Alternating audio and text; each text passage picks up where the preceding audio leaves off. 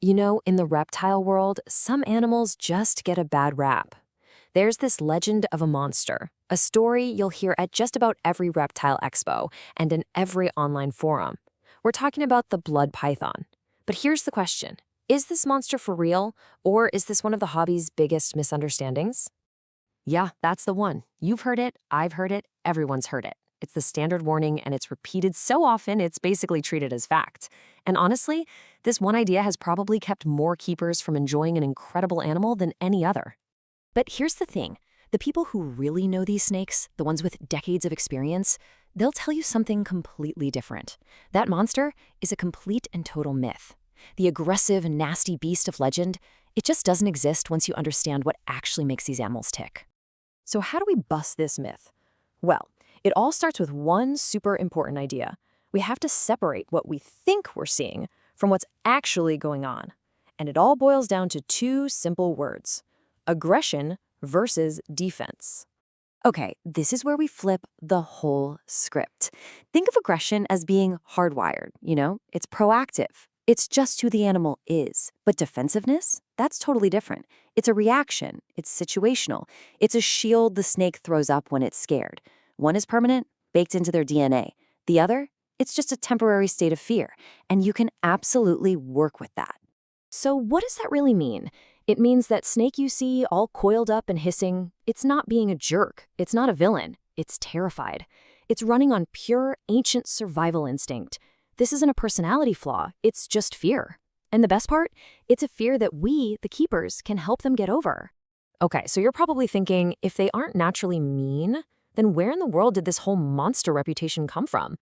Well, the answer actually has less to do with the snakes and a whole lot more to do with let's just say, some pretty rough history in the pet trade itself. See, for years and years, the only blood pythons you could get were wild-caught imports. And the reality of that was, these snakes weren't just a little grumpy. They were sick, they were full of parasites, totally dehydrated, and stressed out of their minds from a traumatic trip halfway across the globe.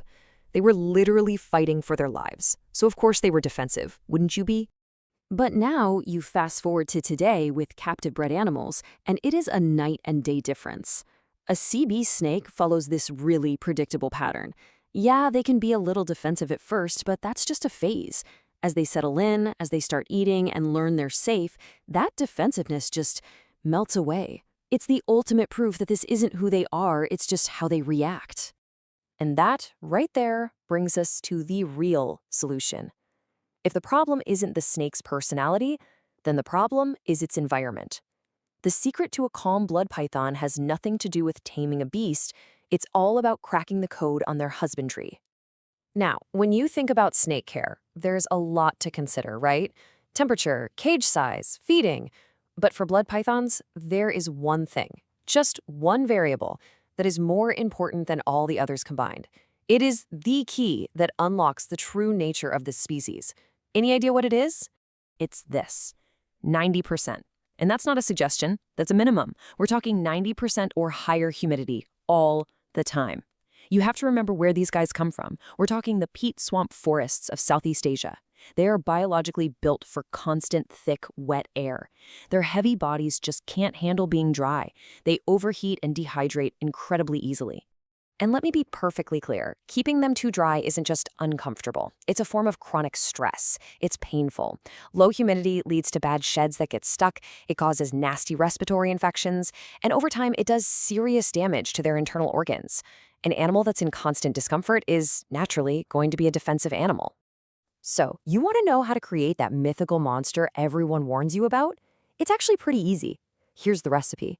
Stick them in a glass tank that can't hold humidity to save its life. Use a bone-dry substrate like aspen, and then, when you go to pick it up, just reach in from above and grab it like a big, scary predator. Bam! You just created the exact snake everyone warned you about. But if you want to meet the real blood python, the amazing animal we've been talking about, you follow this recipe instead. You get a PVC enclosure that's basically a humidity holding machine. You give it a nice, deep 4 to 6 inch bed of a substrate that holds moisture. You lock in that critical 90+% humidity, and you learn to handle them in a way that builds trust. Do that, and you unlock their true nature. So here's a quick cheat sheet for you. For an adult, you want a PVC cage, 4 by 2 by 2 at a minimum. Your hot spot should be right around 88 to 92 degrees Fahrenheit, your cool side, 75 to 80, and, say it with me, that humidity needs to be 90 to 95%. That part is absolutely non-negotiable. Get this right, and you have won 90% of the battle. And when you do all that, when you dial in that environment just right, that defensive behavior, it just vanishes. It melts away. And then, finally, you get to meet the real snake, the calm, curious, unbelievably beautiful animal that was hiding in there the whole time. A huge part of building that relationship is something called the hook method. It's super simple. Instead of just reaching in and grabbing them, which, totally screams predator, you use a snake hook to give them a little gentle touch first. It's like you're ringing the doorbell. It communicates, hey, it's just me. It's handling time, not danger time. It completely changes the dynamic of the interaction. And look, if you take only one thing away from all of this, let it be this. Your experience starts with where you get the snake. Always, always, always buy Captive-Bred. A well-started hatchling from a reputable breeder is a completely different animal and a completely different experience from a stressed-out import. And that's really the bottom line. This is not a snake you just pick up on a whim. But for the keeper who's willing to do their homework, who really understands what these animals need, wow. The reward is a connection with this absolutely spectacular animal. They look ancient, they're built like tanks, and their colors are something you just have to see to believe. So when you think back to the myth of the monster, those warnings about the aggressive, mean-spirited snake, it really forces you to question the whole story. When we create an environment of pain and stress and fear, the monster was never the snake, was it? Maybe it was us.